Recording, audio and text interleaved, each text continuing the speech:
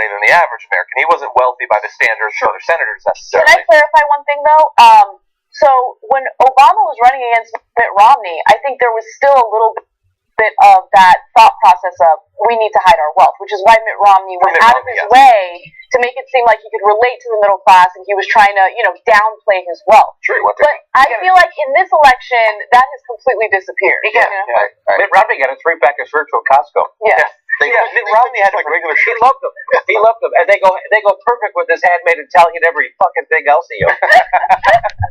It is amazing that in just 4 years how much that changed, though. That Mitt Romney had to pretend to not have a car elevator or whatever. Yeah. And Donald Trump, he goes the other way. He pretends to be a billionaire. Yeah. He gets away with it. I know. I think Hillary, because of course Hillary and Bill weren't wealthy either when they got to the White House. So I don't know. I imagine that Americans leaving out the paid speech part of Hillary's income, everyone knows that former presidents get wealthy, and their spouses get wealthy too. And in her case, she's not just a spouse; she was Secretary of State, former senator. She was a coveted speaker on her own. So I don't know. This doesn't.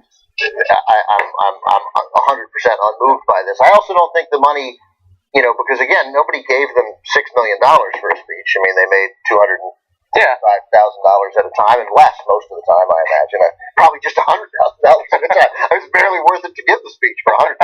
I hope she kept track of her hours. Yeah, totally. Yeah. That speech was 75 minutes. That speech was only got $110,000. I feel like I'm gonna let it go. I'm gonna let it go. Yeah. Okay, now one area that there's been a little bit of criticism, I saw this on multiple sites, including Fox News, is the charitable contribution. So, combined, Bill and Hillary gave 9.8% of their adjusted gross income to charity, but of the $1,042,000 the Clintons gave to charity, as listed on their return, $1 million of that went to the Clinton Family Foundation. Oh, come on! The other $42,000 went to Desert Classic Charities. No! They gave 96% to the Clinton Global Foundation. Now look, devil's advocate, that isn't just one charity that does one thing. They do all sorts of shady and not shady stuff all over on the globe. Now, there are some articles saying that that's uncharitable. Still, it's $1 million, and most of it goes to charity. But it is, I think people would like to see more different charities being helped out by the fact that they get this free access to money for giving BS speeches a lot of time.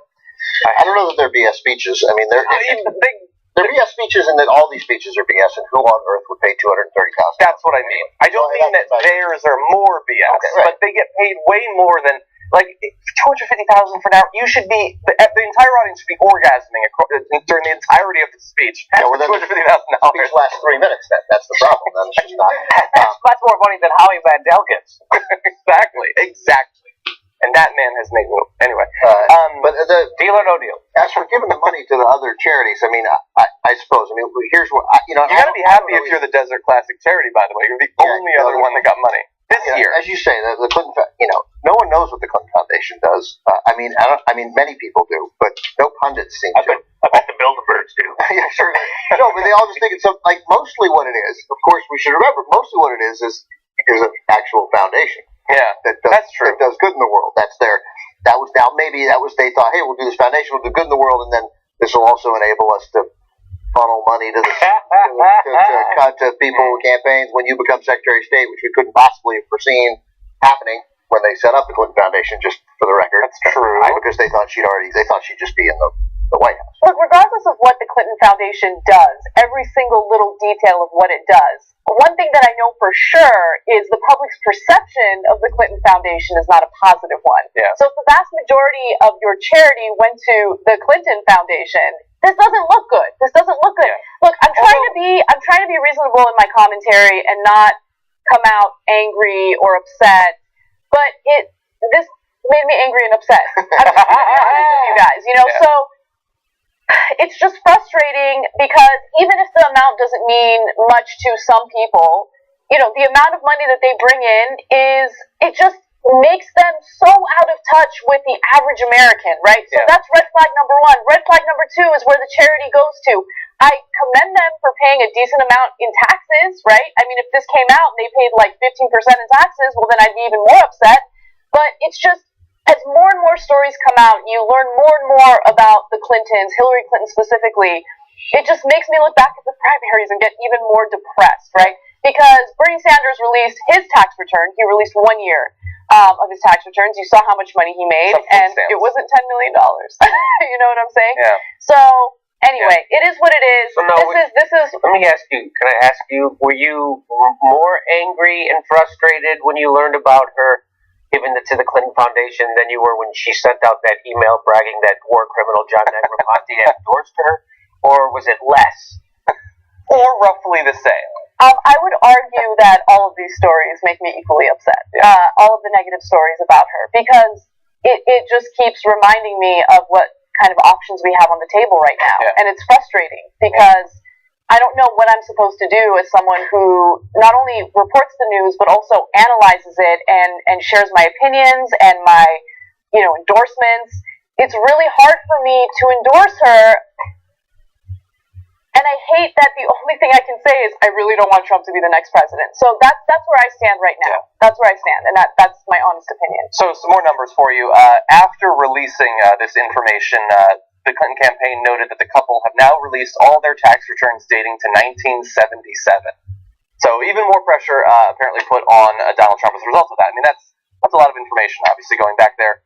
We also have the information about Tim Kaine, if you're curious. On Clinton, there's just, again, Anna, I disagree with you on almost everything, but I respect that, you crystallized what your objection is effectively, and so we can disagree like normal civilized people can disagree about that. There's nothing nefarious here. It is what it is. They have a charity, they have a foundation which has done, I don't really know, but a lot of good in the world, right? And has enabled them to. She helped kill children in 1972. Right, she's enabled her to grease the wheels a little bit. That's how power works. That's how power has always worked in this country. They've released their taxes from 1977. There's not some hidden thing in there. She's a regular politician. She is not a monster. She is not out of whack with the kind of people who we've elected and sent to office for the last 100 years in this country. In fact, she's on the plus side of that, considering some of the terrible people who we've sent to office. Again, it wasn't what you wanted, but there's nothing monstrous or nefarious here. So would you consider this as normal, more normal, or less normal than her reaching out to Henry Kissinger, a war criminal, for his endorsement? I would consider, let me say something about the reaching out to people, because of course, it bothers me, and I wouldn't go around bragging about Henry Kissinger and John Negroponte. But in an election where the current Republican has opened up a giant window, how you feel about Henry Kissinger and John Negroponte is out of step with how America feels about Henry Kissinger, who is peculiarly sort of revered, and particularly revered by most of the other side of the electorate, most Republicans. So in an election when it appears that you can get 6, 8, 10, 14% of Republicans, and this is a one-on-one race still, basically, that's how you win. I'd do it if I were her. Okay, so I roughly feel the same. I don't like it. But I understand why she's doing it. Well, here's why you don't do it. Because there's lots of reasons not to do it. There's a million reasons not to do it. One of them is now you're no better than people who are supporting Trump. No, that's so no. What I'm saying is, I'm not saying you're no better. What I'm saying is now you can't. Hold on. We rewind. What I just said, I'm not saying. Right. Yeah, I got it. Right. He's being sarcastic. He's being sarcastic. Thank you. No, okay. What I'm saying, what has been said, which I just heard said by someone even smarter than me, and think about that, is that. Smarter than I. Oh, Ben, how many RBI have you gotten? No, is that now people are talking about there might be some accountability for the people who get, because now Republicans are starting to make a moral stand. They're breaking with their party by inciting with common decency, right? And so there won't be any come to Jesus moment afterwards, because if she's in bed with Negroponte and she touts their friendship with Henry Kissinger, anybody could say, well, I was just supporting Trump. He hasn't had any war crimes on his record yet.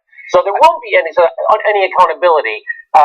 Chris Hayes said that, so he's a smart guy. He's apparently well paid. I would say I understand the pragmatic argument of trying to get the traditionally Republican donors or supporters or whatever. You want to peel off as many Republicans as necessary. To me, at least right now, it seems like she's doing well enough that there are some steps you don't need to take. I think if it was a much closer race, maybe you'd be willing to piss off a ton of your supporters. I would say right now she probably doesn't need to do it. But really fast. Okay, you can talk. You're going to Tim Kaine and Trump. But no, so This is the bottom line. There's all this nuance involved, right? And all this legitimate and valid. We can talk about it and go, oh, what do we see in our taxes? This, but the headline this morning, and you'll see in multiple places, Hillary Clinton and Bill released their taxes, which puts pressure on Trump to release his. That is the only story. That's all that matters to the general normal electorate and general public is going to vote. They go, yeah, what the hell, Donald? Where's your taxes? What are the details? And when we flipped through it very, very casually this morning in the meeting, I was like, damn. Oh, what was that? And it's like that's just like a glance at it. Yeah. But no one does that. There's no time. You just look up and go, yeah, she released hers. That's what she's supposed to. Every presidential candidate has always done it. It killed Mitt Romney. Yeah. Why hasn't Trump done it? Yeah, that's the end of the story. To be fair, Trump has never been one to demand that people release documentation. Let's be fair. Very quick to Anna's point about, because the optics, the Clintons, who are praised for this savvy, brilliant politician, same guy who thought, I'm going to hold up Loretta Lynch's plane with a bazillion cameras there, and with everyone following the campaign and do this, and and who ripped and who brought race into the South Carolina primary in 2008 against Barack Obama. I mean, he has shown a staggering political in-depthness, right?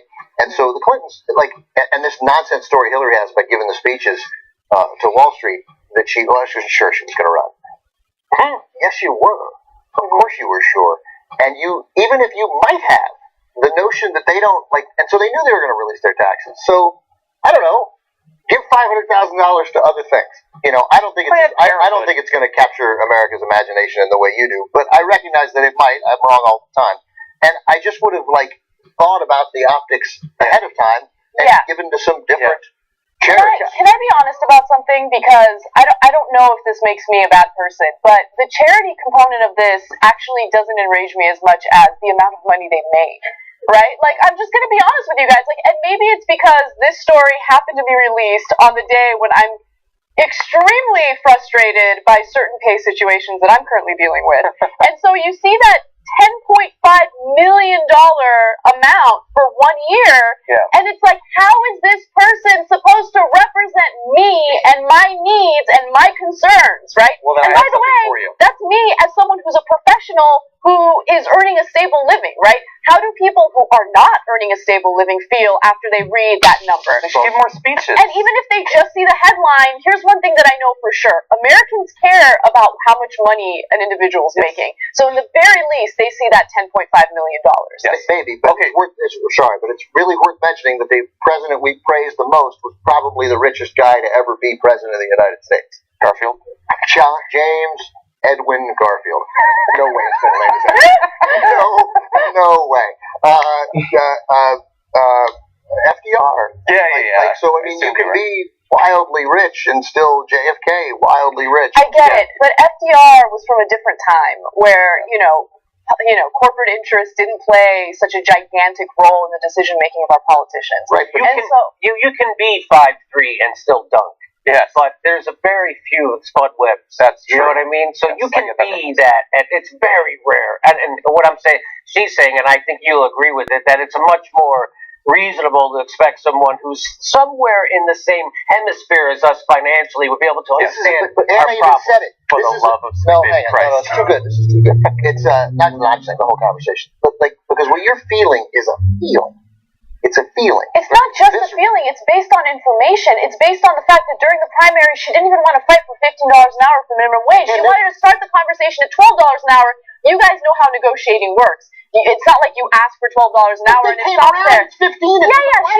She came around after a tremendous amount of pressure, and of course, a lot of people, myself included, questioned her sincerity on all of that. Right? Questioning her sincerity is totally legitimate. Okay, of course. Exactly. And look, here's the thing. Right now, the biggest the problem is not just Hillary Clinton.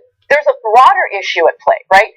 Anyone who is from a middle class income can't even dream of running for president, right? Because we have a system in place where you literally have to be a multi-millionaire to run.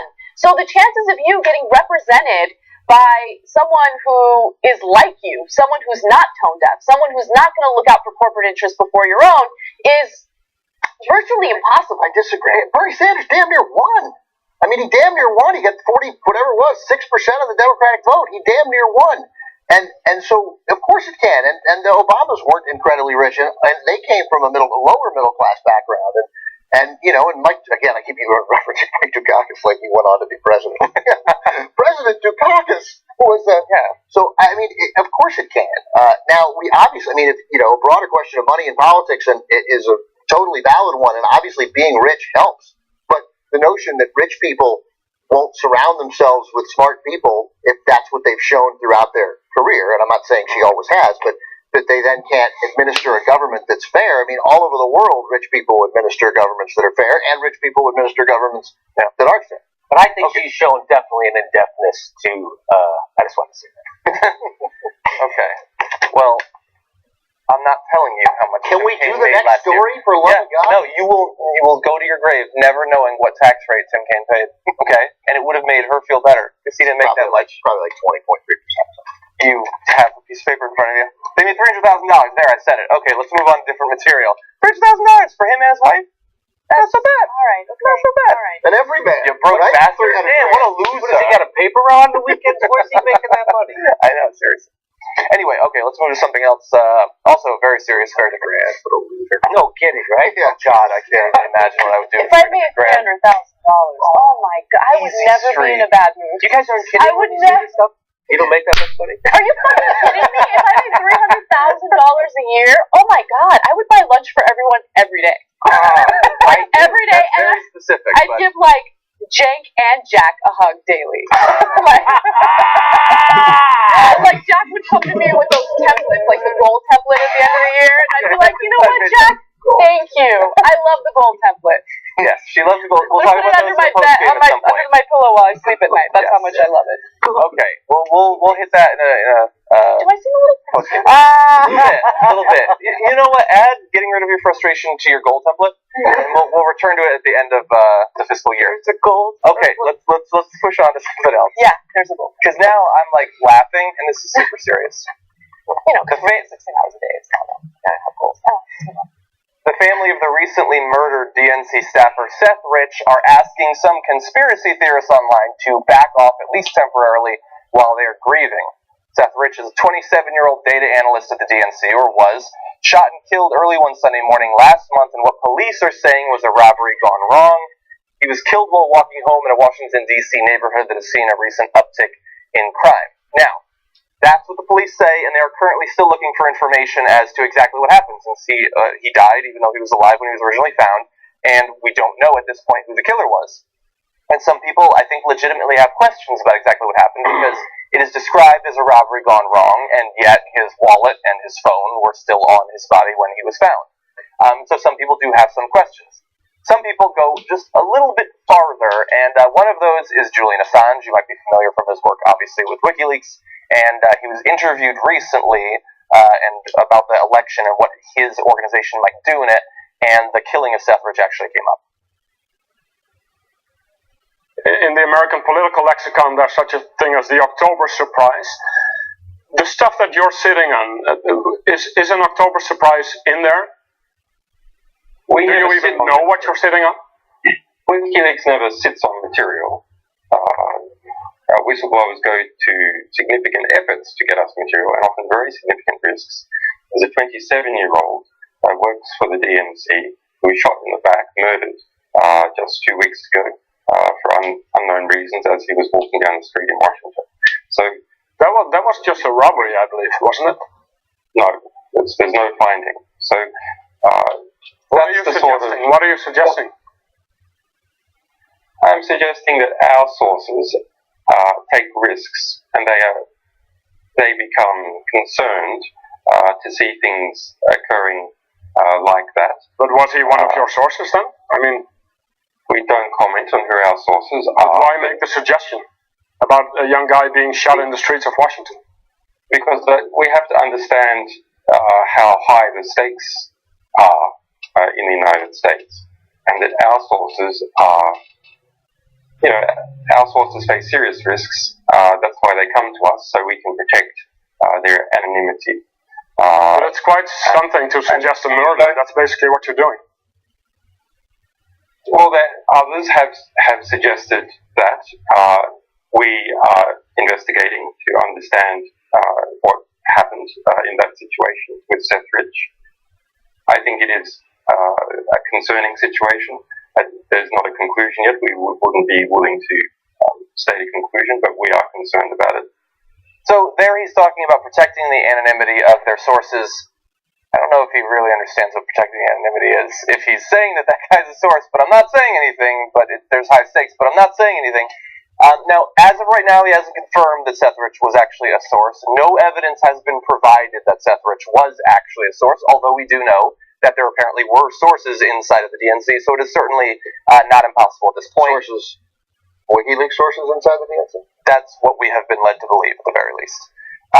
Now, additionally, WikiLeaks has announced that they will be providing $20,000 as a reward for information leading to the conviction for the murder of DNC staffer Seth Rich. Well, I'm sure that's going to move some people. Come on, That is gonna. Oh, 20G?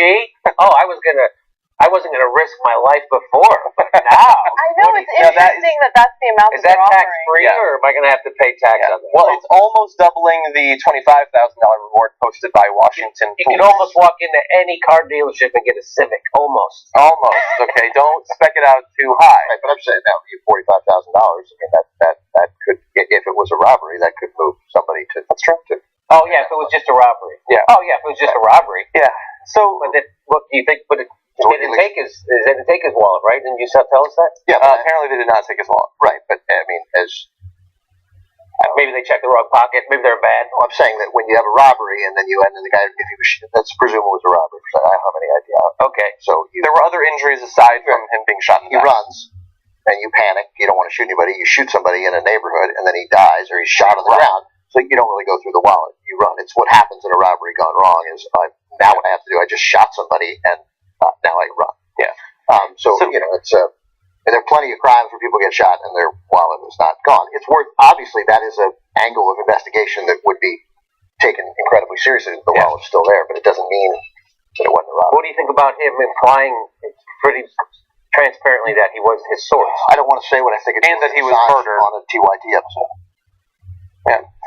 So not only implying that he was a source, but implying that he was apparently murdered because of the information that he shared. Heavily implying that. Yeah, It's not impossible. It's certainly not impossible, but there's no direct evidence that that's the case. And this is not a guy that just exists floating through the ether with no connection to the real world.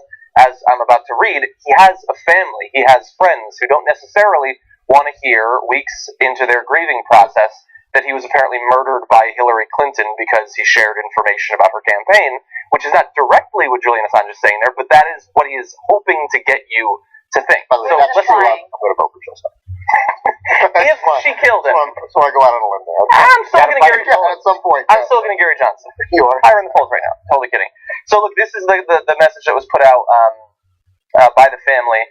The family welcomes any and all information that could lead to the identification of the individuals responsible, and certainly welcomes contributions that could lead to new avenues of investigation. That said, some are attempting to politicize this horrible tragedy, and in their attempts to do so, are actually causing more harm than good, and impeding on the ability for law enforcement to properly do their job. For the sake of finding Seth's killer, and for the sake of giving the family the space they need at this terrible time, they're asking for the public to refrain from pushing unproven and harmful theories about Seth's murder. And also, look, this is maybe a side note or whatever, but when he was asked about the possibility for an October surprise, and he responded, "We never sit on information," well, that's demonstrably untrue. I mean, look, they've released extremely damaging, apparently accurate information that has already affected the election, and they announced far ahead of time that they were going to. He's already announced that he has more information, so they are sitting on information. Whether it's accurate, whether it's inaccurate, it's simply a lie to say that they don't sit on information. The role of WikiLeaks in an open society is probably vital, especially as a society has gotten less open. But that guy's full of shit. And if you don't see it, you don't understand people. That guy's full of shit. I just feel like whether he's full of shit or not is kind of irrelevant, because I think that Not in this whistleblower. specific case, but in overall, maybe, yeah. No, I feel like even in this specific case, because he can allege or imply anything he wants. At the end of the day, what matters the most is an investigation. What matters the most is whether or not there is information out there to prove or deny what he's alleging there. And so if he's saying, hey, we're offering X amount of money in order to get some more information on what happened during this case, I'm fine with that. It's okay. Well, but to be fair, that came after heavily implying he was murdered for what he did for Well, I know, I get it. And this story has spread. A lot of people believe it. So they don't all believe it because of Julian Assange, but Julian Assange is a person who, thanks to his contributions, the raw data that he's released, has generated, especially on the left, quite a bit of respect over the past few years. And so many people believe that this guy was murdered based on the credibility of Julian Assange. Because I mean, it's no different than it's Donald Trump saying, "Show me you haven't showed me your college records. You haven't shown me you didn't check a box where you said you weren't born in America, right? You haven't proven me you haven't released your long form birth certificate. So I mean, you're asking people to disprove a negative. I mean, I don't know anything about this case. The overwhelming likelihood is it's why anybody gets murdered in a city." Right, that it's not a movie. But I don't know. I guess it could be. I presume, and if there's anything like a diligent cop working it, then they'll have the story of the century. But basically, what he's doing is just sort of feeding this frenzy of asking people to disprove a negative, and so then we sit around here, and in general, and all over the world, people sit around dumb tables like this and say, well, I guess they should just investigate it. I mean, he has nothing. Unless he has something, and if he has something, well, then he's sitting on it, right? I guess the something would be if he did say yes, he was our source, right? But for some reason, he doesn't want to say that. No, but even then, sources to WikiLeaks can be murdered in a dangerous city. Oh, it would seem more suspicious. Then don't go on the show. Then don't talk about this. I mean, then you protect your source in the way that anybody would protect their source. You don't get on TV and wink. He has been living in the Ecuador embassy for 2 years. Maybe maybe he's got a little cabin fever. Have you been there? Changes in latitude, changes in attitude. You know what I'm saying? Maybe. Yeah. That said, Julian Assange, obviously extremely critical to WikiLeaks historically, but you can have a view of one thing and not a view of the other. Raw data, I'm all for, and WikiLeaks has revealed amazing things in the recent history and earlier than that. That doesn't mean that Julian Assange is always right or doesn't bear a grudge or have some sort of vendetta. Fight with Eric Snowden. Eric Snowden is Edward's brother. Because Snowden thought that there was value in looking at some of the information and vetting some of the information, and Assange was like, "We don't vet," and Snowden has been corrupted by whatever. I mean, So I just mean there's a way to value open information and also think that perhaps the guy in charge isn't going about it the right way. But I'm not. Do you lean more? You're more in the Snowden camp. Yes, I'm more of a Snowden guy than an Assange guy. Yeah. Sure. Yeah. And look, if it Edward. Team Edward. Oh my God! If it ends up that she killed him, I hope Bernie withdraws his endorsement. No, John, it's the right thing to do. It's the right thing to do. Yeah. I do just before we move on, just really quickly, I do think it's funny that people demand that Donald Trump denounce David Duke, but like Hillary Clinton brags of that literal war criminals are endorsing her. I mean, that is weird, right? That is a weird thing. Anyway, sorry, go ahead. Move on. No, I agree. They both should denounce. I agree. They should be denouncing. Anyway, we need to transition to our first break. A lot of material here, I think, to tweet about at #TYT Live. So hopefully you've been doing that. But when we come back from this break, we'll read some of those for you.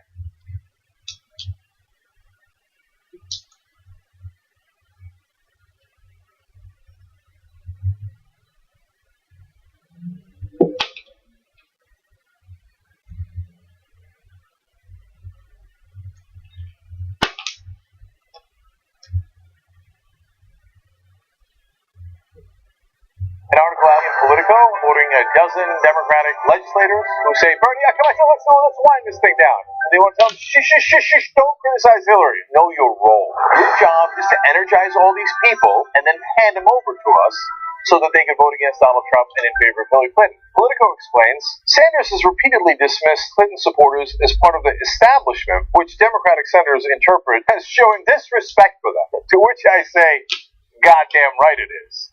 You are the establishment. You have been for Hillary Clinton, who is clearly an establishment candidate. A lot of you have the same problems with those issues on trade, financial regulation, foreign policy. A lot of you voted for those wars. A lot of you want to let corporations do whatever they want in TPP and override our sovereignty and get rid of our environmental laws. And then, I'm sorry, do you feel disrespected? No. Here's the disrespect. The one that you show towards the voters. When you pretend to be progressive, when you need their votes, And then you get into office, you go, okay, now corporations that donated to me, how can I help you? See, that's disrespectful. The movement exists and attaches itself to Bernie Sanders because Bernie Sanders has a record of 40 years of honesty and fighting for those same principles. We know what Hillary Clinton's positions are. We know what Bernie Sanders' positions are. We know what your positions are. That's what drives you crazy.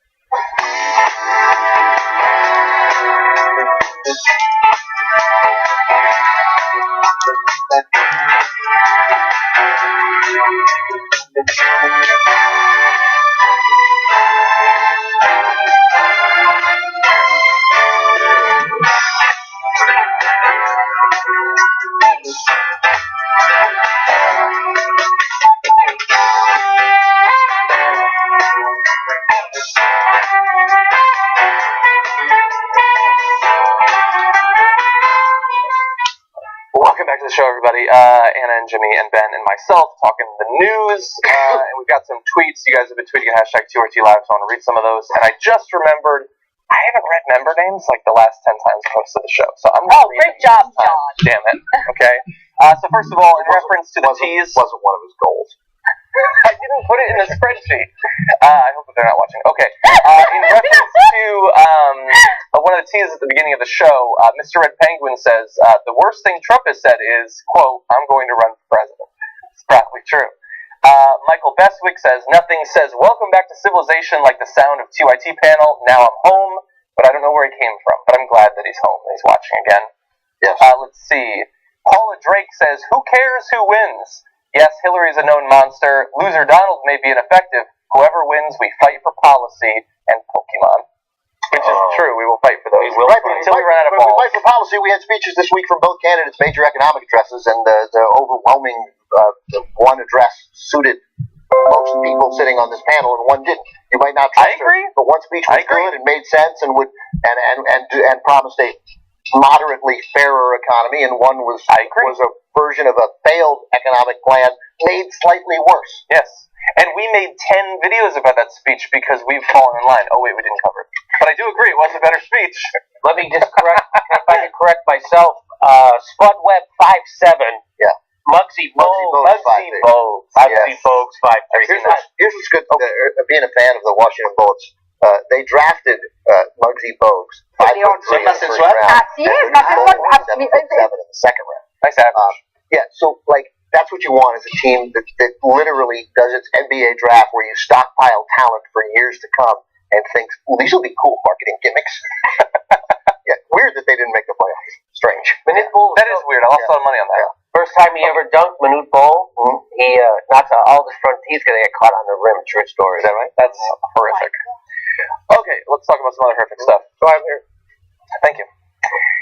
It's been at least a week since Donald Trump promised as president to break one law or another of the Constitution, but he's back and he's got another one that he's going to break. It has to do with trying American citizens at Guantanamo Bay. You're going to see that in this video.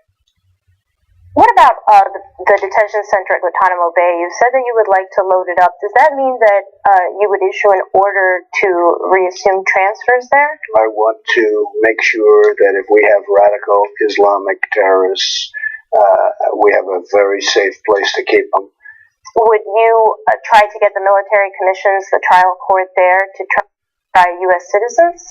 Well, I know that they want to try them in our regular court systems, and I don't like that at all. I would say they could be tried there. That would be fine. Try American. Thank you, Emily. I find it extremely difficult to pay attention to what he's saying because of the inch area around his eyes. It's just, but what he said, if you were able to look past his eyes and the dead soul looking out from them, is that he would send Americans to Guantanamo Bay. And we just tried them there, why not? Well, there are some reasons why not. The Sixth Amendment to the United States Constitution guarantees all accused U.S. citizens the right to a speedy and public trial by an impartial jury of the state and district wherein the crime shall have been committed. What if they commit the crime in Havana? In Havana? Yeah. Well, then they get it in Havana, not in Guantanamo Bay, because those are probably hundreds of miles apart. I don't know for sure. But if they commit the crime in Guantanamo Bay, sure. Lock them up, throw away the key. Also, in 1866, the U.S. Supreme Court held an ex parte Milligan that a U.S. citizen not connected with a military service and a resident in a state where the courts are open and in the proper exercise or their jurisdiction cannot, even when the privilege of the right of habeas corpus is suspended, be tried, convicted, or sentenced otherwise than by the ordinary courts of law. So whether he has studied Supreme Court history, which I'm sure that he has because he's a serious guy, or if he's just read the Constitution, what he was saying was bullshit, and you can't actually do that. Maybe you could get Kazir Khan's copy of the Constitution. I know he has one. He really should mail him the Constitution. Yeah. I mean, and ex parte Milligan is a if you take constitutional law, it's one of like the 3 cases that you remember. Yeah, you got to be tried in the state or federal court. That's it. Yeah, that's it. Depending on optional. But the incredible part about that is, even though he says it, and even though he's wrong because it's against our Constitution, the part that bothers me the most is there is still some chunk of this country that thinks what he said was totally okay. Where they think, oh, if you're a suspected terrorist, even if you're an American citizen, you do not have the right to a quick and speedy trial. You should be sent to Guantanamo. And it's unconstitutional. Like, I think more than anything, this election has taught me that the country just needs a quick crash course on the Constitution and why the country is the way that it is supposed to be, right? Like, we can't just talk about the Constitution in terms of the Second Amendment and applaud it in terms of the Second Amendment. Yeah. There are many other amendments in the Constitution that you should know about and you should support, right? But unfortunately, we have a doofus like him, saying something unconstitutional, and then you have his goons agreeing with him. Yeah. Can I also? It bears repeating. I've brought this up before on the show.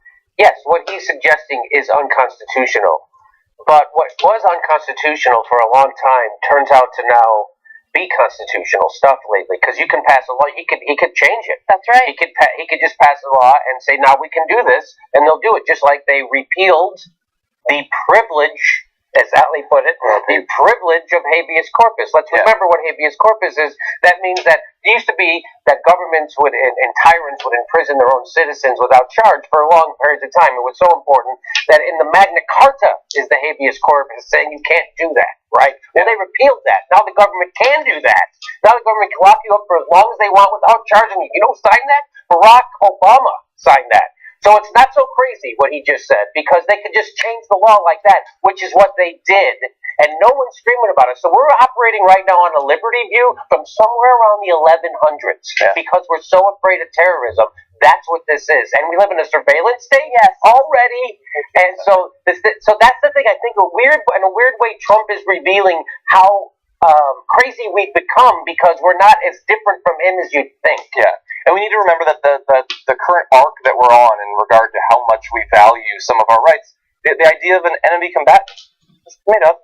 Just made up. No, it came out of a PR meeting. It's different people. They have different rights. No big deal. Maybe some of them go to Guantanamo Bay and never get out. No big deal. And then that allows people like Barack Obama to say, George W. Bush massively expanded how powerful the executive branch is in regards to these sorts of issues. Am I going to give it all back? Give back a little bit, maybe. In some areas, but not in all of them. And that's how history works, unfortunately, when it comes to the presidency. The difference between, one of the millions of differences between Trump and Clinton, though, is that I agree with both Anna and Jimmy that he's appealing to, that does appeal to people. It's strong. It's like, hey, they're terrorists. They tried to kill your kids. Come on, lock them up, right? I'm not lock them here. Lock them up in Cuba, so there's no risk. It doesn't even make any sense. He's saying that he doesn't. What he's saying essentially is, I don't trust our court system to handle it. Or our prisons to hold them. I don't trust our American way of life. I don't trust the professionals in our prisons to hold them, and I don't. I can't imagine. While there are people who agree with it, I can't imagine one person who has not made up their mind already being influenced by this. Whereas Hillary Clinton, strictly politics, is at least like, hey, I got some war criminals who are not going to vote for me too. Maybe some people like war criminals are going to come forward now too.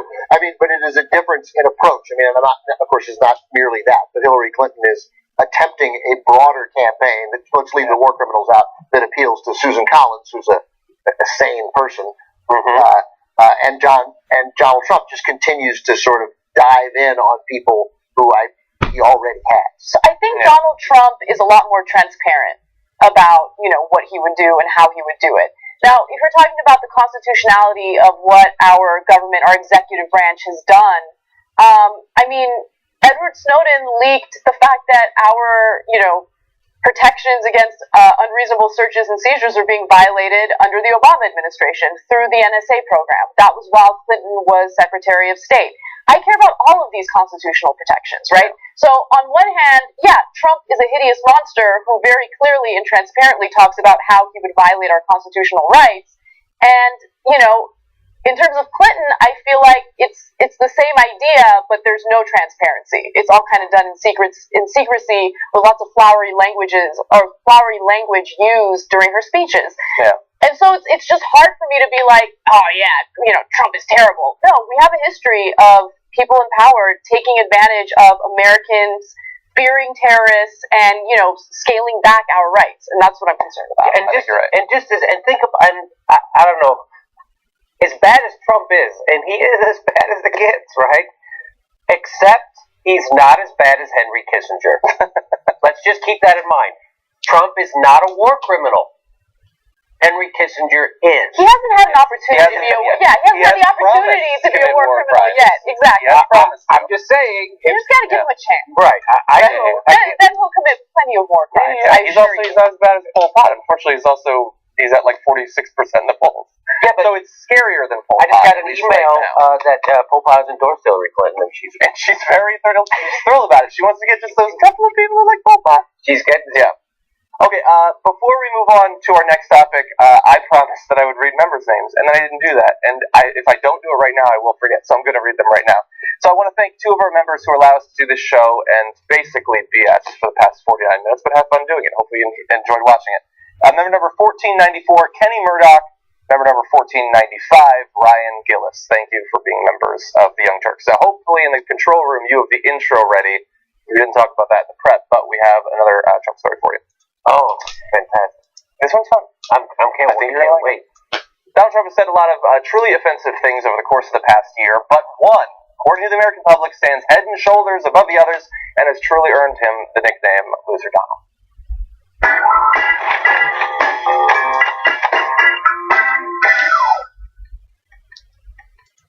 I love that little... Somebody on Twitter was pointing out to me that those faces aren't the same, so it actually is a loss. But that gets true. No, but it's not really true, because you get three things on the line, and they're in the same family. It would just be less of a win. Right. It's like a red 7, a red 7, a blue 7, and a white 7. That's still 3 sevens. Yes. That's like $100. It's not 1,000. Yeah. Ben is right, and he has a problem. You can't have a logical inconsistency inside of your joke. You can't, okay? Because then it won't be funny after someone explains it. But anyway, let's get back to what's happening now. No one's laughing, and what are we doing? It is. Okay, so Bloomberg asked the American public, they listed a bunch of the recent offensive things that Trump has said. Now, this doesn't include, hey, somebody with a gun go murder Hillary Clinton, so maybe that would actually beat it. But we're going to play a video for you. This is what the most Americans found to be truly offensive. Written by a nice reporter. Now the poor guy, you got to see this guy. Oh, I don't know what I said. I don't remember. He's going like, I don't remember. Oh, maybe that's what I said. This is 14 years ago. They didn't do a retraction. He is talking about is Serge Kovaleski, who now works for the New York Times. As you can see right there, he suffers from a chronic condition that impairs movement of his arms. So I'm glad to see that, because to me, it's not close. That's it. That's really? Yeah.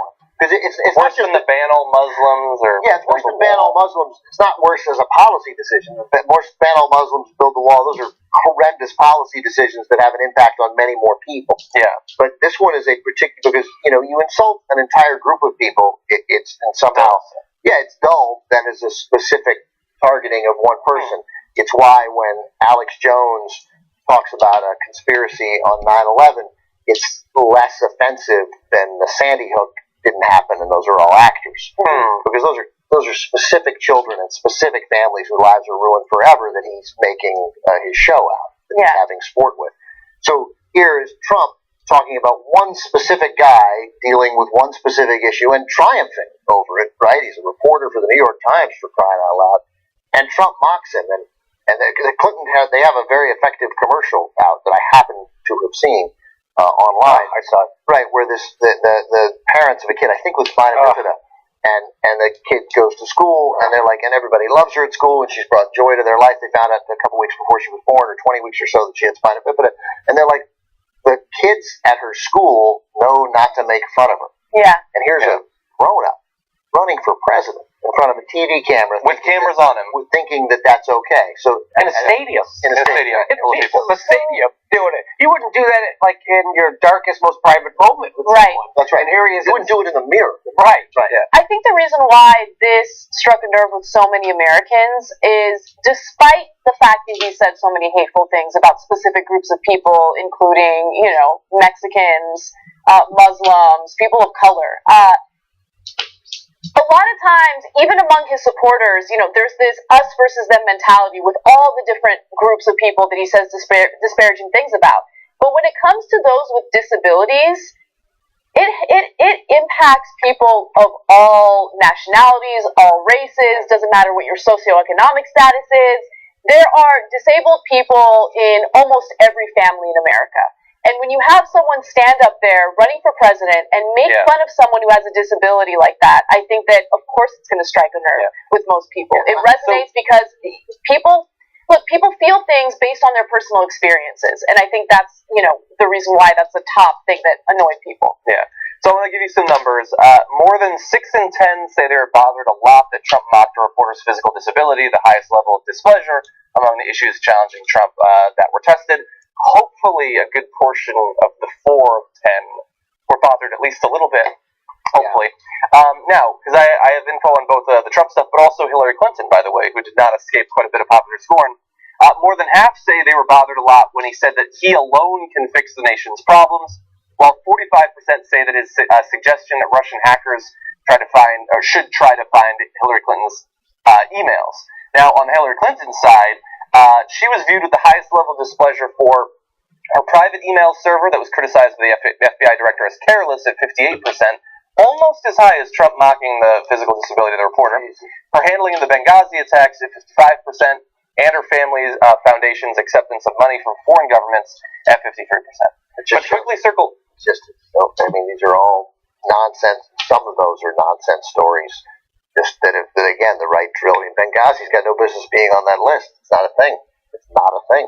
Benghazi isn't, no, and certainly not her involvement in it. I think if you have a problem with the email server, to be but that's a different thing. Also, right, there's scale. Like, you can be bothered by the scale, but that's, it matters. Like, I'm a big believer in this. Like, obviously, you could disagree with somebody about immigration and agree with them about other stuff, and then you'd find a way politically, if that was your job, to get along with them. But there's certain things that indicate monstrousness, right? And that's what that indicates. It's why it baffles me that Republicans did not get for so long, well-meaning Republicans, of which there are unbelievably millions, but did not get what was happening in their party because they legitimately seemed blown away. That they were like, did you never watch Fox News? Did you never listen to Rush Limbaugh? Did you not think this was going to happen? This is who you went to dinner with. These are who you surround. This was who your supporters were. Yeah. Like I think George Will is like, what? Yeah. You know, not my thing. We're not racist, Right. And George Will, the guy who mocks rape victims. Well, I forgot about that. That slipped my mind in making this point. So, like that Trump thing that's a deal closer right there on everything. No one who does that has a good thing to say about anything else. That's why the David Duke thing is different than Henry Kissinger, because some of it is perception. Even though Henry Kissinger has done far more harm in the world than David Duke, but Henry Kissinger doesn't stand up and say N-words should go back to Africa and take the Jews with him. He just bombs them. Yeah, that's right. He just killed them. So it's an indication of what kind of person you are, and it is permanently revealing. Yeah. However, it might be. I'm sorry, go ahead. It might be that we're being unfair to Donald Trump because as recently as July 29th, he insisted, "I didn't know what he looked like. I didn't know he was disabled." Talking about Kovaleski. Yeah, he just happened. However, when you should see this guy is in the soundbite, isn't it? Also, when you ask Kovaleski, he says Donald and I were on a first name basis for years. Yeah, look, the thing about Donald Trump... They knew each other for drives more than a me- decade. Yeah, that drives me crazy is he says hideous or does hideous things, and then as soon as he gets a little bit of criticism for it, it's like, oh, I was just being sarcastic. Oh, I didn't know he had a disability. You're a fucking idiot, okay? You're an idiot. Yeah, you're a liar, and the people who buy it are idiots, okay? The people who buy it are among the dumbest Americans in the country, and I'm embarrassed that they're part of this country, okay? And if any of them are watching the show right now, you're fucking stupid. That's right. That's right, Clint Eastwood. I'm talking to you, Clint Eastwood. He mostly watches the second. That's what I mean. He's more in entertainment. Yeah. But Clint Eastwood did tell people who were upset with Donald Trump's racism and this stuff gets mocking is to get the fuck over it. That's what You're part of the pussy You're generation. a pussy generation. And you know what? I love the pussy generation. Yeah. I love it. I'm on the record already. Yeah. Can we play the beginning of that clip again, please? I think it's important. It's hard to watch. But just the beginning of the clip we get of Trump mocking the reporter. Just listen to what he says. Written by a nice reporter. Now the poor guy, you got to see this guy. Oh, I don't know what I said. I don't remember. He's going like, I don't remember. Maybe that's what I said. You should see this guy. Now the poor guy. But he says his thing is I didn't know he had a disability. You should see this guy. He's seen this guy. He knows. He knows. He knows. He knows. And the American public also knows what was really going on there. So 6 out of 10. 6 out of 10. But I'll take it. 6 out of 10, you can lose the election at 6 out of 10, ain't you? Okay, good you don't have No, do your thing. Do your thing. Really? It's fine. This will be a fast one. Go ahead. One final story? Okay, super fast one. We get to make fun of Senator Thune, which don't nothing to do. Okay. Republican Senator John Thune is getting in the Olympic spirit, but he might have something like an ulterior motive in his mind when he does it. Now, Simone Biles, if you've been watching the Olympics, is, many people say, the greatest gymnast that has ever lived. She does things that, look, I don't watch a lot of sports, but I watch gymnastics. I've been watching it since the 96 Olympics, and I've never seen stuff like this before. And so she's getting a lot of attention on social media and all of that. So he wanted to get in this, so he tweeted this out. Simone Biles, congrats on her gold medal that she got. She's got 2 now. My bill would eliminate the taxes you'll owe on your winnings when you get home. #tax relief. And he links to the bill. Yeah, Simone, that's nice of him. He wants to save her some He's tax very money. concerned about her taxes. Yeah. Simone Biles, here's I can tell, is on every ad in between the Olympics. So she's okay. She doesn't need your... Simone Biles is going to make some money in the years ahead. Yeah. John. You don't get winnings from the Olympics, by the way. You get a gold medal. I think you get money. No, you get money. You get make money. Oh, you're kidding. Yeah, of course. It's also gold. I didn't think so. I didn't think so. They were supposed to be Maybe you pay amateur. based on the gold of the medal, but I've heard that you have to pay upwards of $20,000. Yeah, because of what the medal is, I think. Yeah. But there's medal tax. is medal. There is a tax. Oh, they tax the medal? They tax the medal. I thought that they win money along with the medal. Okay. But I thought, and I don't remember. I didn't realize we were doing this story. So, but I recall that there was an effort made because some years ago. Not everybody is not Simone Biles, who's going to make. She's a millionaire, right? As soon as she's already a millionaire. Oh yeah. Because of sponsorships. Yeah, and I mean, and she is the ideal sponsor for whatever product you're selling. Still young. Will be more Olympics in the future. Yes, 19. So but they were making an effort because you were taxed on the value of that metal, and there was an effort made to either exempt medal winners from that, and obviously they should. That's insane. Because not You're going everybody- to get not taxed everybody's- for the value of the medal? Actually, but then we end up talking about this, right? I know, okay. You're right, though. It's dumb. It's because That's it's dumb. crazy. That's insane. That's it is. So what's the story about? He's a jackass. No. And he's trying to use her to push an anti-tax message. Fuck you. It has nothing to do with that. I It has nothing to do with I you. disagree with his policy, okay? I disagree with this whole notion of cutting taxes further, especially for the wealthy. But I will say this. He's kind of savvy. Savvy. Come on, Everybody it's savvy. sees this It's and they savvy. hate it. It's It doesn't have anything to do with... No, it doesn't. to It rise doesn't. above pettiness when we go to the Olympics. That's why I tweeted out, I thought it was the coolest photo ever. Someone took a photo, and it was of two, I think they were gymnasts. It was a North Korean gymnast and a South Korean gymnast taking a selfie together. That's what the Olympics is. The Olympics isn't pushing your shitty state-level anti-tax bill. And he shows that he can't, even when inspired by one of the greatest athletes in the history of the sport, going back thousands of years, he's still thinking about his own shitty little shit. If we are applauding the competition of athletic ability, why can't we applaud the competition of ideas? Not saying I agree with his I idea. think I just got owned. By the way, you know who would love that? Jack. Never mind, I hate it. Whatever.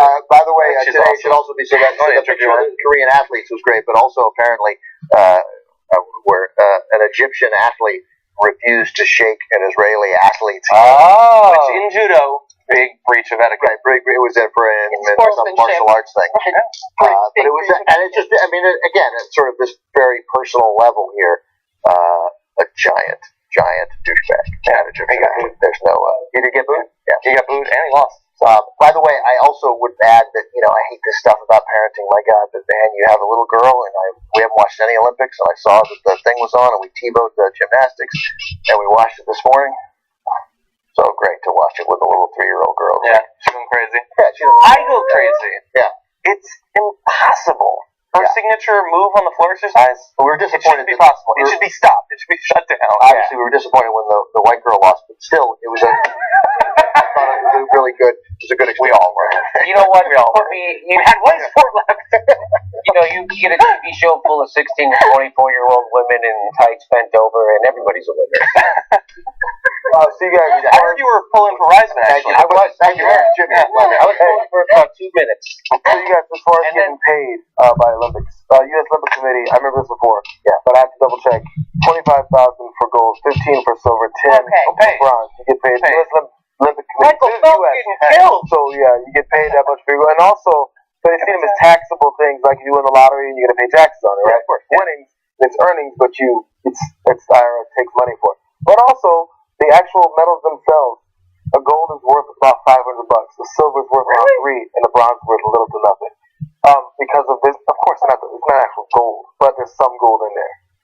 Oh, fascinating. Really? I thought it is a prize, and they're taxed on it. At least they're paid for winning certain medals, and then there's also the cost of things. Okay, well, maybe we pass this bill. Taxes on what they get, money-wise, I think makes sense. But that's Okay. Well, I just forgot to tell people that Wednesday, speaking of gold medals, I'll be handing out gold medals at the Burbank Comedy Festival at 5 p.m. during a live Jimmy Dore show. Oh, that's fantastic. That sounds like John. It'll be very comedic. It'll be comical. Bring it all back around. So if you'd like complimentary tickets, go to JimmyDoreComedy.com. There's a link for complimentary tickets for TYT viewers. And we'll see you Wednesday, 5 p.m. show, live Jimmy Dore show at the Burbank Comedy Festival in Burbank, California. Awesome. Well, thank you guys for joining me for the first hour. Don't go anywhere, though, because in just a couple of minutes, Anna Kasparian is going to be taking over, and it's time for the second hour. We'll see you in just a few.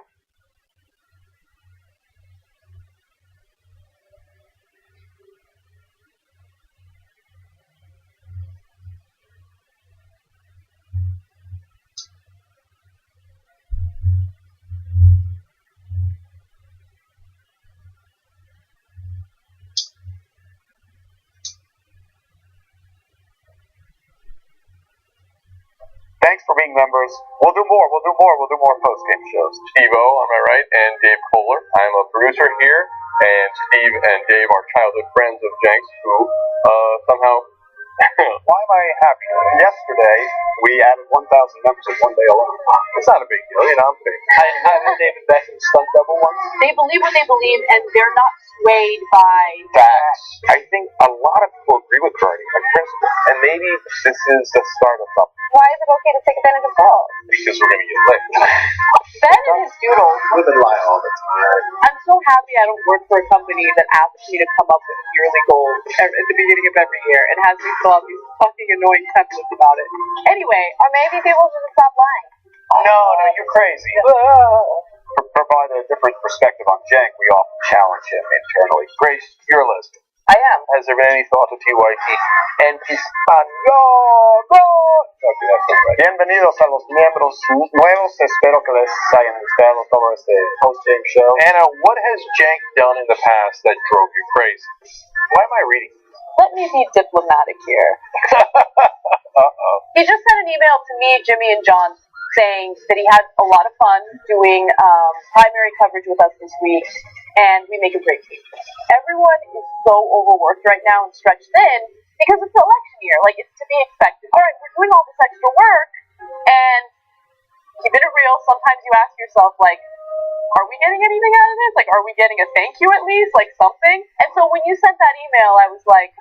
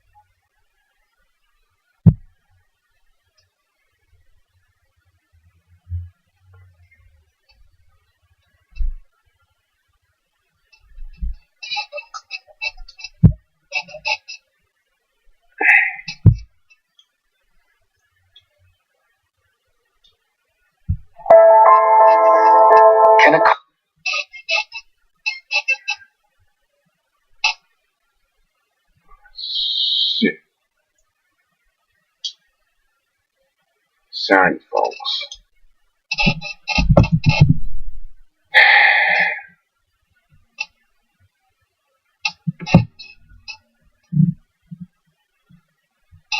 Sorry. It's sorry.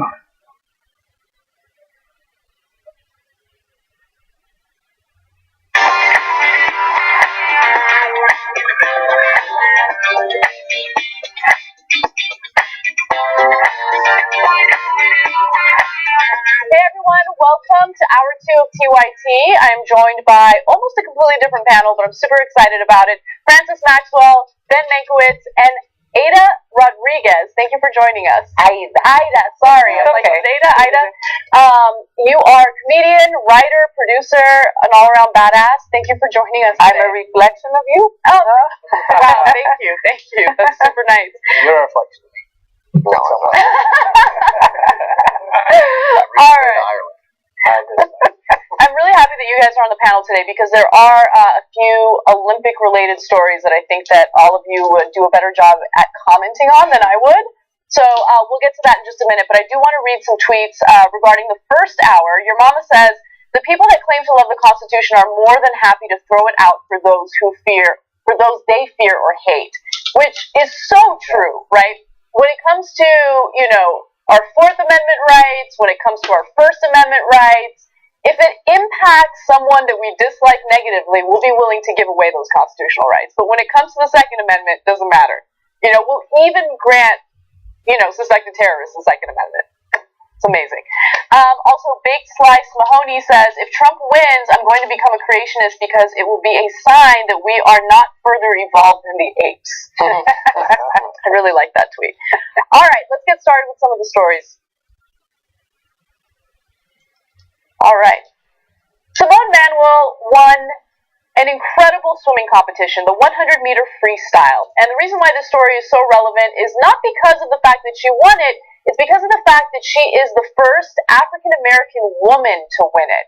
Now, unfortunately, as you guys know, there have been a number of publications that write about the Olympics in a way that some deem offensive. And it's particularly noticeable in the headlines. So Mercury News is a prime example of this. They were writing about Simone's win, and the headline that they tweeted was the following. Olympics, Michael Phelps shares historic night with African Americans. Wow. Okay. So people were upset about this, and we'll get to, the angry tweets in just a second. But I just want to make a point about how not only historic this is, how it's something that breaks, these myths and these stereotypes about Black people in general, right? So in the United States, what people don't really realize, there's this stereotype that Black people can't swim, right? And you hear it perpetuated, and it drives me absolutely crazy when they don't even really know about the context of what Black people have had to deal with in terms of swimming in the United States. Even after the Supreme Court ruled on Brown versus the Board of Education, which essentially desegregated our schools, pools in the U.S. were still segregated, right? And so the idea behind that was, well, the pool situation is a little more sensitive than schools. So Black people didn't have the same access to pools that white people did. Didn't have the same access to the ocean. Yeah, that's right. That's right. And so fast forward to today, Simone winning this competition is so symbolic, so historical, and to write about it in the way that Mercury News wrote about it is insensitive to say the least. Yeah. I feel like in the Olympics so far, right, because it doesn't happen that often, like people have just been so naive in the way they've been covering a lot of the topics in this competition. And the fact is, like, this is the case study for the worst idea of journalism I've seen, because not only is it racist in a way, it's sexist as well. Like, they don't put her name in it, but they put Michael Phelps' name in it, right? And I understand Michael Phelps is the most decorated Olympian of all time. We have non-stop talked about Michael Phelps on TYT Sports. But when you have a record-breaking achievement, that should be the forefront of your news, and that should be the way to draw in and try not to, in a way, kind of minimalize and belittle the achievement by putting it next to Michael Phelps, and then putting in the fact to try and draw people in is because he's next to an African American. It's just like the journalistic integrity of a lot of sports writers throughout this competition. I'm baffled by it. Like the Chicago Bears, the Chicago Bears, I think there's a lineman or something like that, I don't know. But his wife won a medal, and the headlines everywhere was like, Chicago Bears lineman.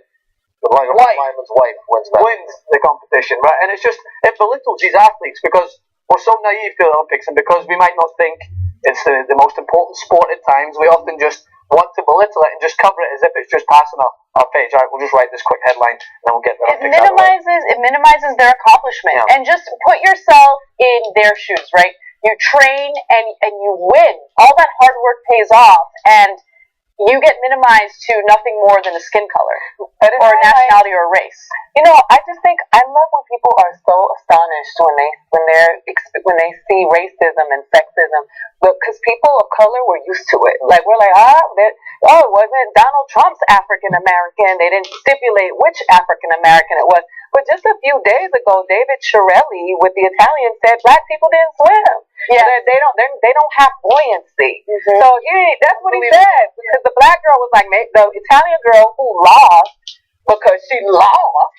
And she didn't train like she was supposed to train, with her little Oompa Loompa looking ass said, we should paint ourselves black and maybe we can win.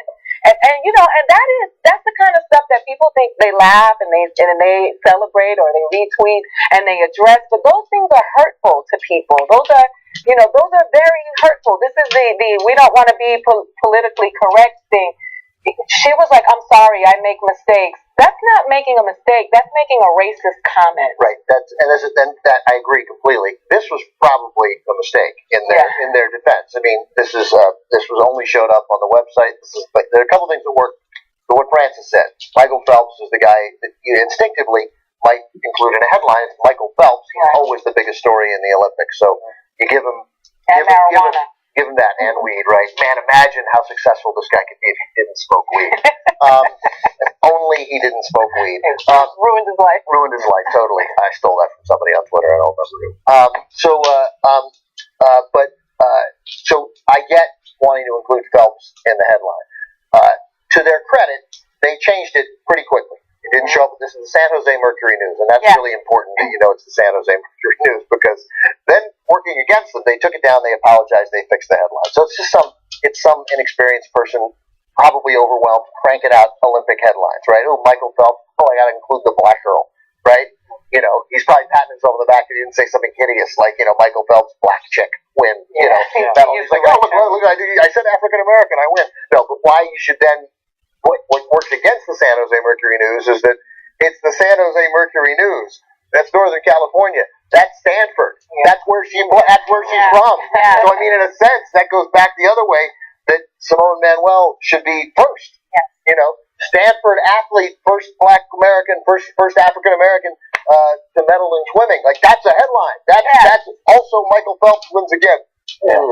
Yeah, I mean, look, the argument, because Jake and I had a long discussion on the show about how these headlines are written, and oftentimes, if there's a female competitor, she's not named in the headline. Her famous husband or athletic husband is named in the headline instead, which, of course, takes away from the achievement. It minimizes her achievement, and it sucks. Like, anyone would be angry if they were placed in a situation like that. But Jake's argument was, well, it's because these males are well known, and the headlines are written in such a way that it'll get more attention. It'll lead to more viewership or readership. But in the case of this local paper, I mean, wouldn't you argue that a local individual who trained at a local school or went to a local school would get just as much readers? No question. And they could have just included her name. Just include her name, They could exactly. still keep Michael Phelps. Totally. Just like with there's a headline that could have been written, whatever that Bears lineman's name, wife's name was.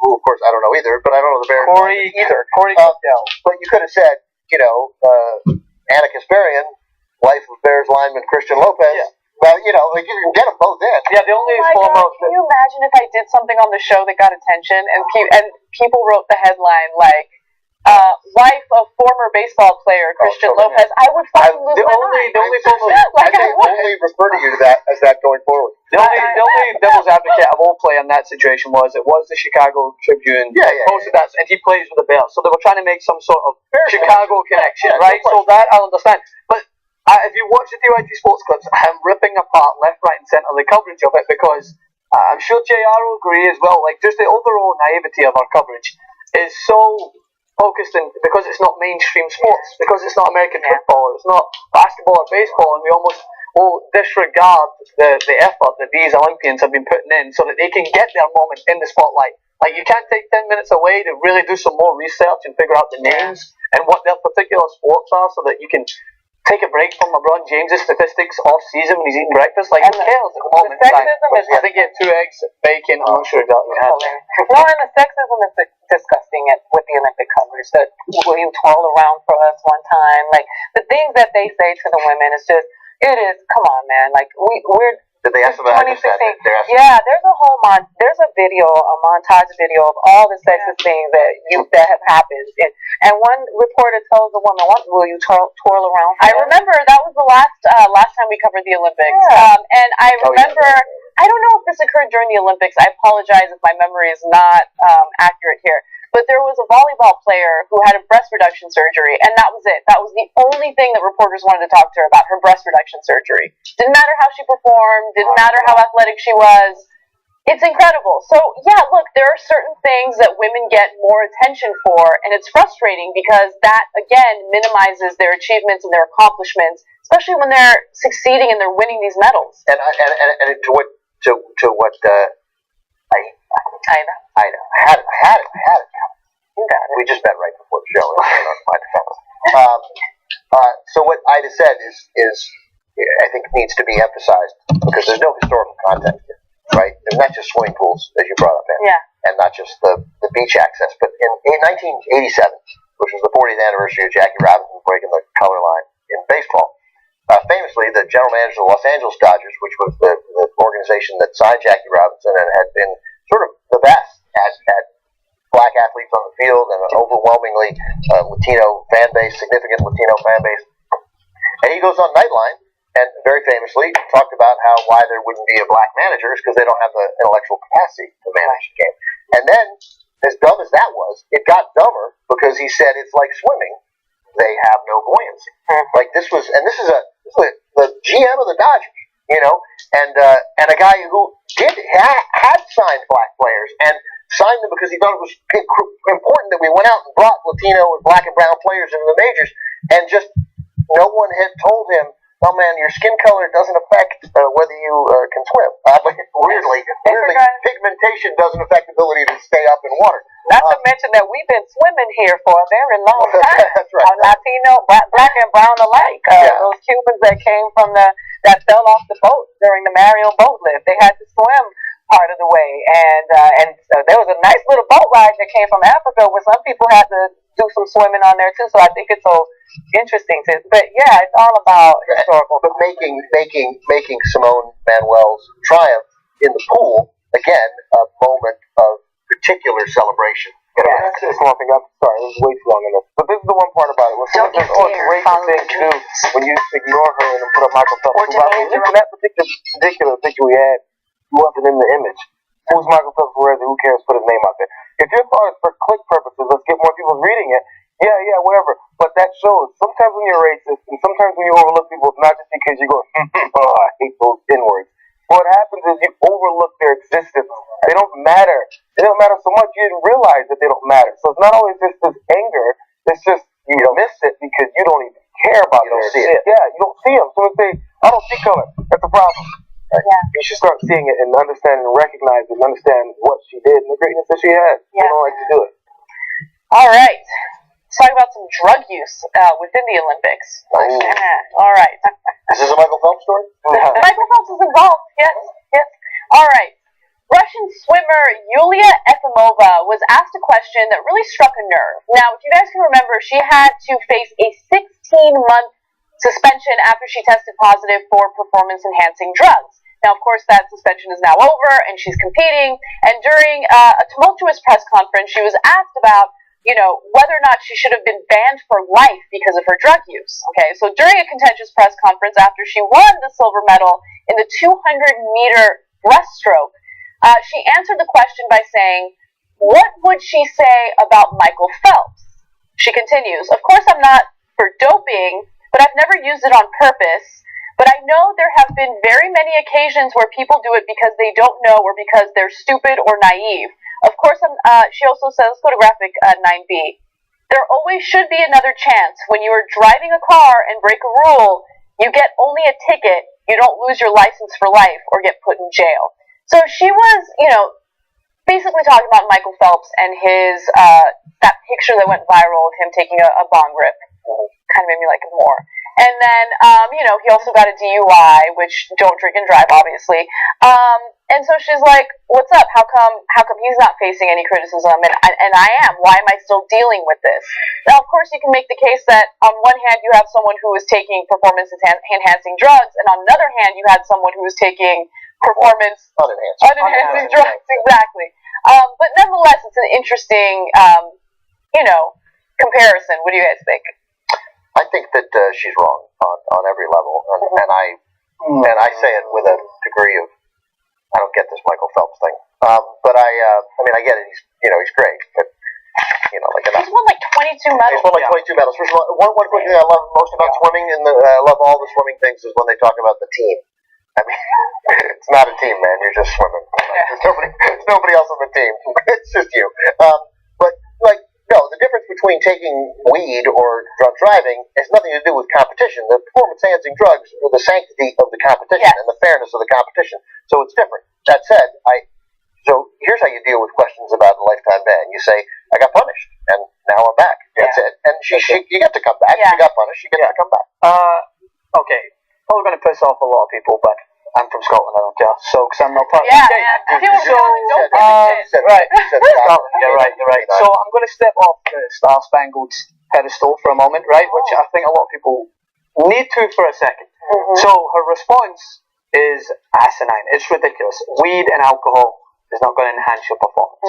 But the substances that she has been found guilty for, so I'm going to kind of take you through her history really quick, right? Tell me. So, the first situation, which, and she lived in Los Angeles, by the way, for a while, and that's where she's training. So, I think she went into a GNC picked up a substance that she didn't really know. She didn't speak very good English at that time, didn't really know what it was.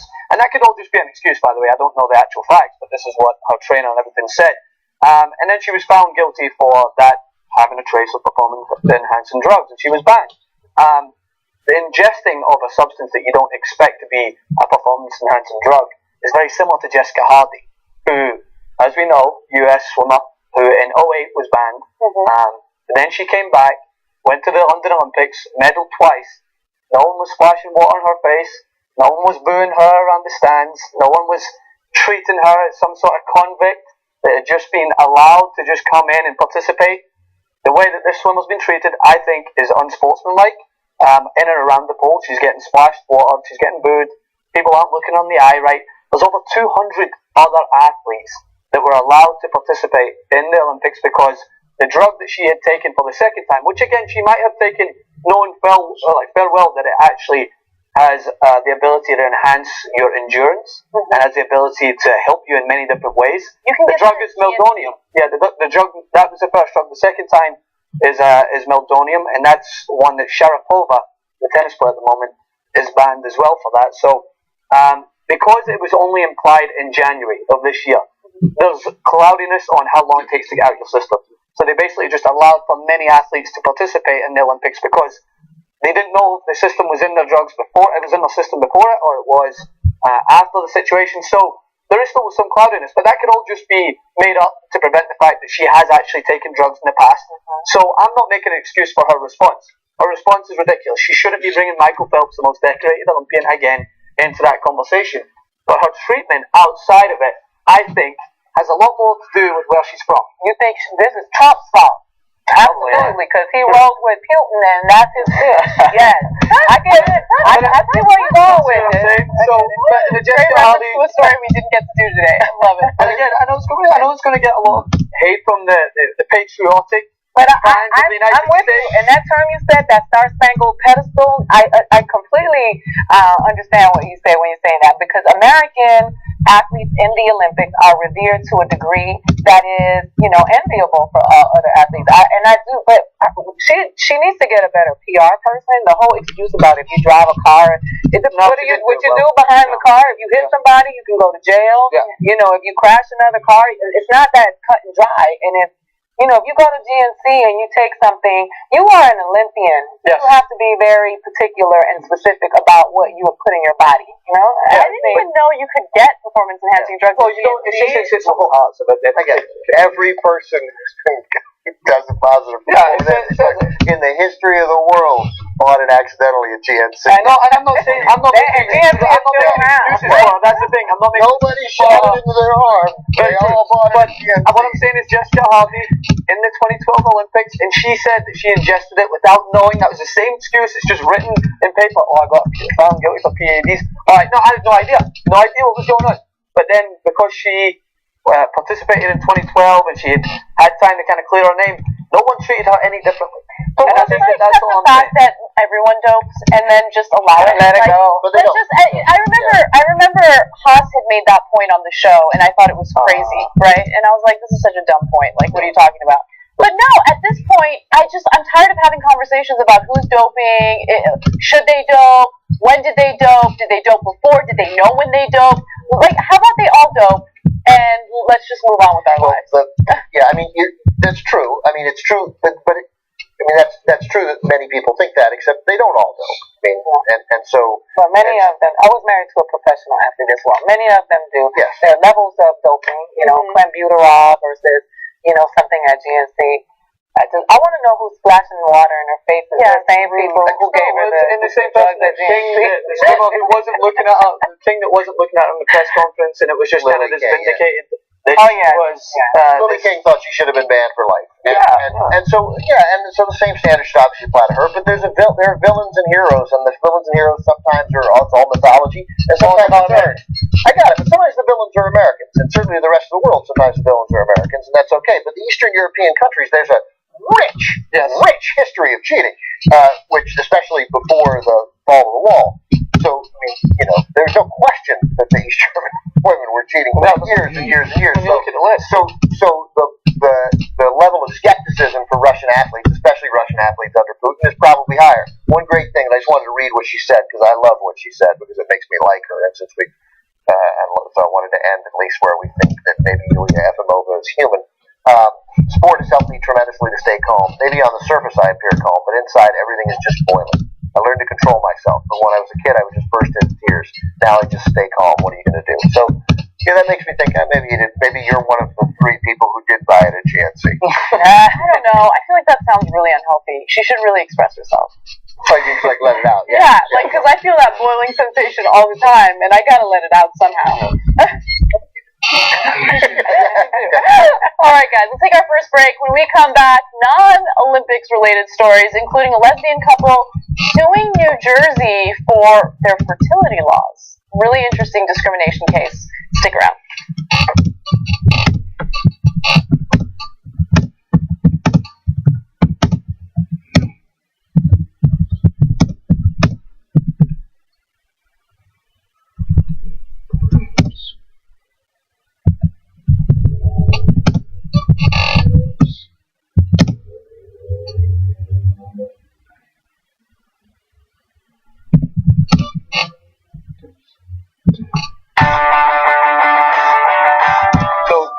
Directing movie is coming out, Money Monster. George Clooney's in it, Julia Roberts in it, Dan Huber's in it. What is this? They're not really in it. They're not actually playing a role in it. They're just kind of like sticking around, aren't you? What is this? This is not bullshit. This is not like the last Jodie Foster movie I was in. Yeah, that's what I'm thinking. Like you're in the background, like. I gotta tell you this, because on shoptyt.com, there's a shirt that tells the story where I'm in the background in Contact with Matthew McConaughey in the foreground, and then it says Thug Life. Really? Yes. I haven't seen that shirt. That's fucking awesome. No, I'm one of the news guys that's amazed by what's happening. You know, you see that in the movies all the time, but normally they'd go to the CNN or MSNBC host. Yeah. And I'm sure they'll do that in the movie as well, but they're going to come to TYT. Okay. That's cool. No, that's not cool. That's super cool. We're going to get drunk and go to that Bart over there with he became like Buzz immediately. And then she's leaving. Oh, yeah, see you later, Jody. Really? Yeah, I'm like, oh, okay. Are you Bart? Are you gonna see her later?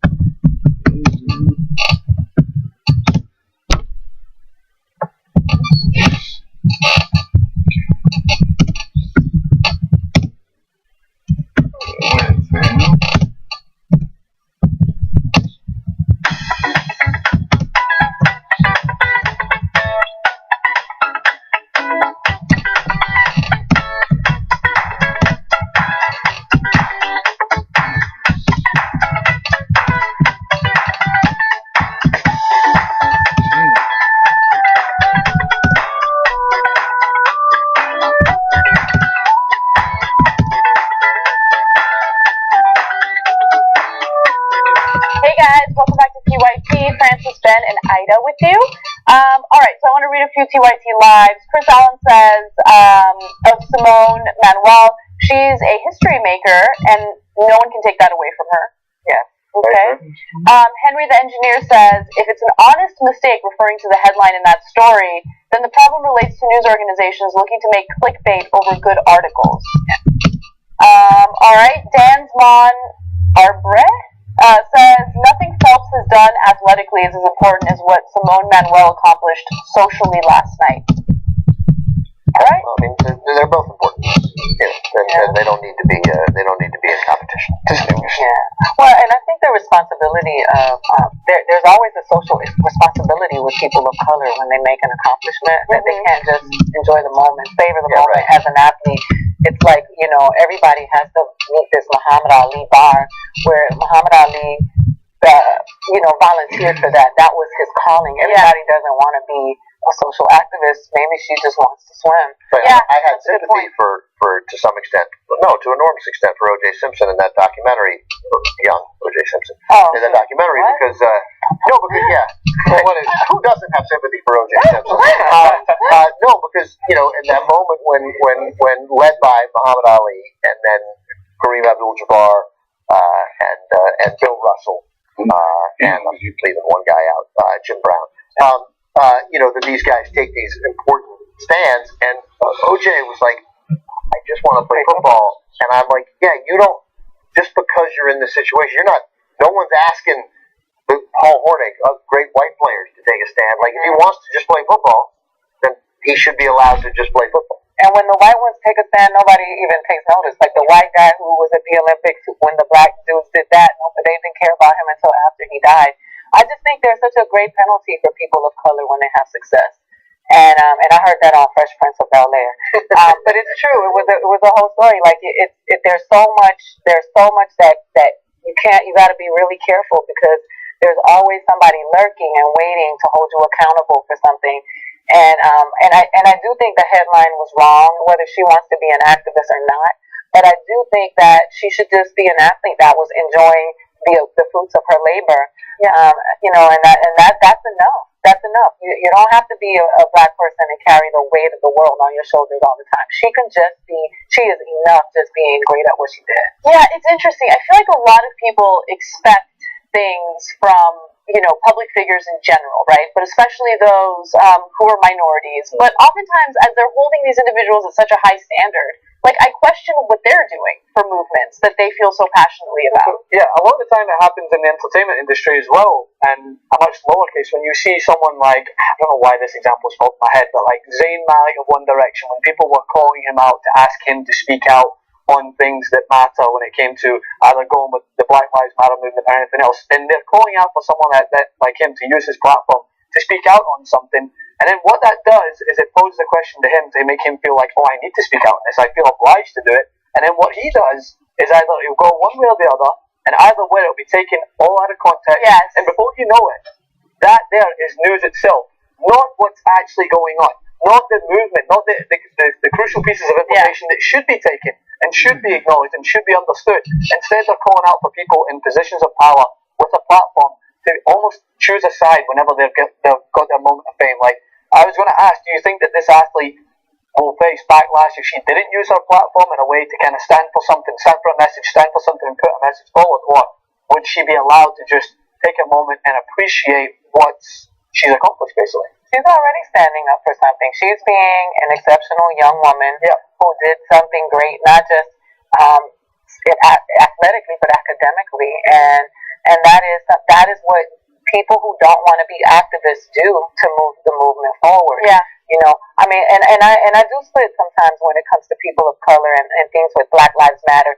I think those people that exploit black people and experience privilege as a result of black people being their supporters and their constituents, and then you ignore them when something bad happens to them and you don't use your voice.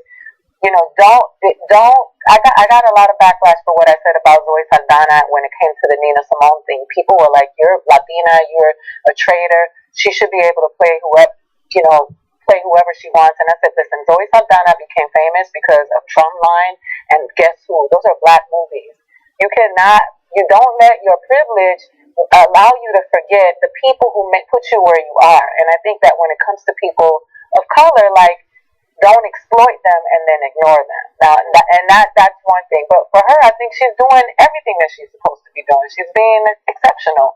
And black, white, Italian, Armenian, it doesn't matter. Being exceptional is being exceptional, right? And I do. Now, Les Zane wear his tight jeans. He has no business talking about don't want to hear him talking about this. I like my jeans tight. I know, he is a sorry. He's real cute. I don't know who that is. Okay. All right, let's move on to some other news. Two lesbian couples are suing the state of New Jersey over the way they have worded their laws that pertain to insurance companies paying for fertility treatments.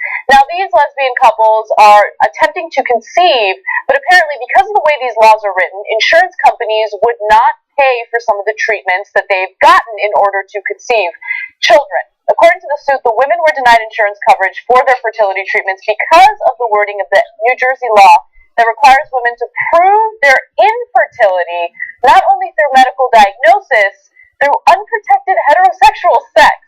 The law, the four women argue in the suit, discriminates against infertile gay couples trying to conceive. What kind of a law? Isn't that amazing? That phrasing. First of all, how do you even include that in the law? But how do you enforce something like that? Like, do you need to have the insurance providers sit there and watch you have sex? Right. Unprotected. So are you raw dogging it or not? Okay. I mean, it's crazy. All right, so state law requires large insurance providers to cover costly fertility treatments for patients medically unable to have children. The couples take issue with how the law defines infertility, which includes the inability to become pregnant after 1 or 2 years of unprotected sex, depending on the woman's age. So not only does the insurance provider have to sit there and watch, it needs to take place for at least 2 years before the insurance provider pays for the fertility treatment. I want to know how this conversation goes on. Like, did this insurance provider so if you tried unprotected heterosexual sex? I mean, I know it's not your thing, but it's going to get you covered if you go forth to do it. It's insane to me, like how, as Ben said, how it's actually written. But again, there's a lot of laws in this country that's written that I don't understand. But how it's enforced? Well, I guess it's written, I suppose, obviously written to protect insurance companies. Yeah. Insurance companies got it in there because they don't want people just going and getting fertility treatments when they haven't tried the traditional manner of getting pregnant. Right? If somebody jumping to that, they don't want to have to pay benefits. Like the first time in America where you're encouraged to have sex. That's right. So yeah, you're kind of forced to have sex. Now, Mike, we don't have a legislative history on this law, and in fact, New Jersey is one of 15 states that requires insurance companies, big insurance companies, to cover fertility treatments. That's good. That suggests it's New Jersey. There's a degree of progressiveness there in Jersey. So my hunch is that it's more likely to have been done with the intent of protecting insurance companies from people just going to them without even trying, and not an effort to hurt gay couples. So let me clarify a few things. You're right that we don't have, the legislative history of this particular law, but one thing that I do know for sure is that this was a law that was written prior to, some of the gay tolerance that we've experienced over the last 5 years. So this was not written with the intention of discriminating against gay couples. I know that for a fact. However, they haven't updated the wording of this law, and so as a result, because of the way it's written, it's impacting lesbian couples who have no interest in having heterosexual sex, right? Now, interestingly enough, you mentioned that 15 states, and it's kind of disgusting that only 15 states have the insurance providers pay for these treatments, but of those 15 states, 2 of them have updated the law to make sure it has the right wording so it doesn't discriminate against lesbians. And those 2 states are California and Maryland. So I don't think that there was any malice with New Jersey, and I think it's important. Intentions are important.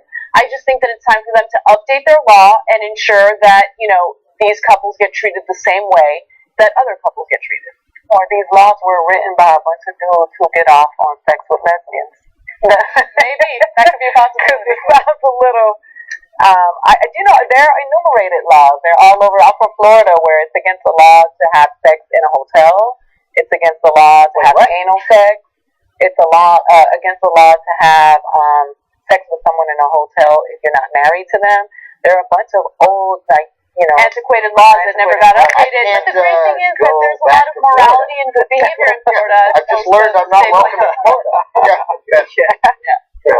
All right. Francis, did you have... No, I was sorry. You were saying, go ahead. Go ahead. I didn't know if you were going to speak. I was going to ask if North Carolina was one of the states that has it correctly written. I highly doubt it. Unlikely. Unlikely, yes. debate on one college campus in California where 3 roommates put out an ad looking for a 4th roommate in their dorm. But they were very specific about how they did not want a white individual to be their roommate. Now, let me give you the details on that. 3 students at the Claremont colleges in Southern California were looking for a 4th this summer to join them in an off-campus house. They added a caveat in parentheses, POC, which means people of color only. They said using a common abbreviation for people of color. Okay. When a classmate challenged that condition, the Pitzer College student who posted the notice on Facebook pushed back, saying, "It's exclusive because I don't want to live with any white folks." Okay. So these are 3 women who feel that they would be more comfortable with someone who, is a person of color to be the 4th person. I don't know. I don't like that. But I also kind of understand where they're coming from. I don't like self-segregation. I think it's really important to be inclusive, and I think that this kind of starts off with the assumption that just because you're white, you're not going to be, sensitive to their experiences, and you're not going to like them or treat them fairly. And I think that's a really unfair outlook on an entire group of people. And I think it's really important to not self-segregate and be open to a diverse environment. But at the same time, these colleges have gone through a lot of racial tension. And so they feel uncomfortable. They feel like they're not being understood. They feel like, the administration at this school hasn't really heard their, grievances. And so I understand that perspective as well. It's a difficult situation. Well, having played against these colleges, they're in my division when I used to play against them, I can speak firsthand that the teams that I played against weren't the most diverse. Like, because the Pitzer colleges is a group of them. I think there's like 5. It's Claremont, and there's Pomona, and there's Pomona Pitzer. I don't know. They used to all be split. But I can understand if there is this sense of a lack of diversity throughout and some racial tensions. I agree with you. I think that in today's day and age, I am all for inclusivity, and I think that that's going to be one of the keys going forward in trying to bridge the gap that some people in power are trying to enforce. And the racial tensions are very high at the moment. But that being said, I would never, in my wildest dreams, think about calling this racist or reverse racism, as people are calling it, simply because there's a few things that have to be taken into consideration.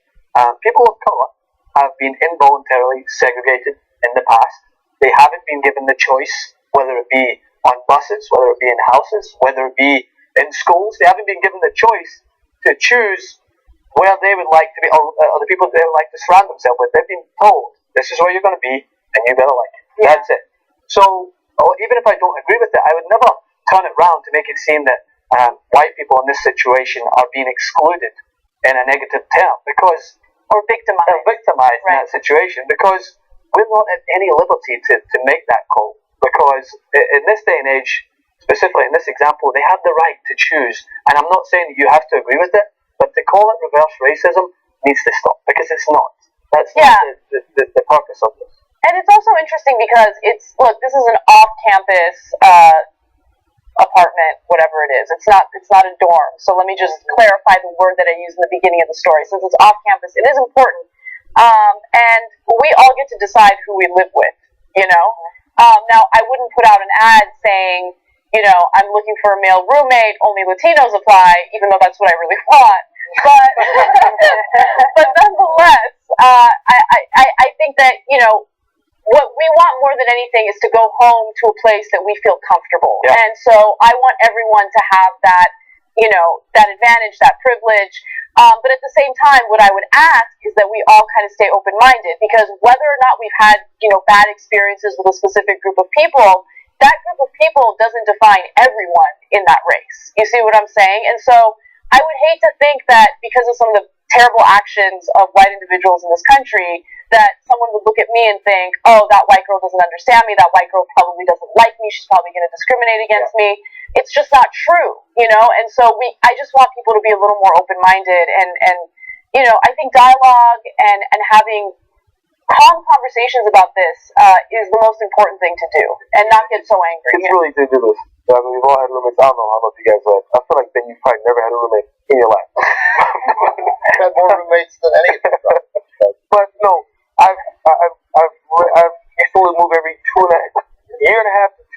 LA. I've lived all over the city.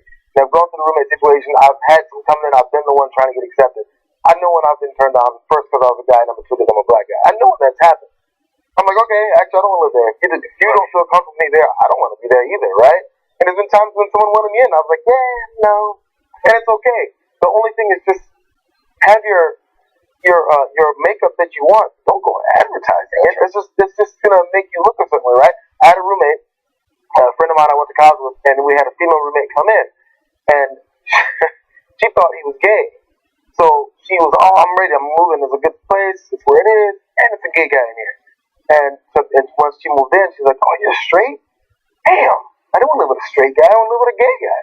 So she misplayed her cards, but it's fine if she wants to live with a gay guy. There's some comfort level, I guess. Yeah. With that. Or maybe she didn't want to live with women, but she'll live with a gay guy. Whatever reason she had, which I think is odd. But that was her thing. So it's just don't advertise it. Go ahead and have people come in and be like, oh, you don't really match up with what I feel like. Don't say that. It's like, we'll call you back. Just do what happens in the housing market in general anyway. But I gotta say, I disagree with you guys. I think 99.7%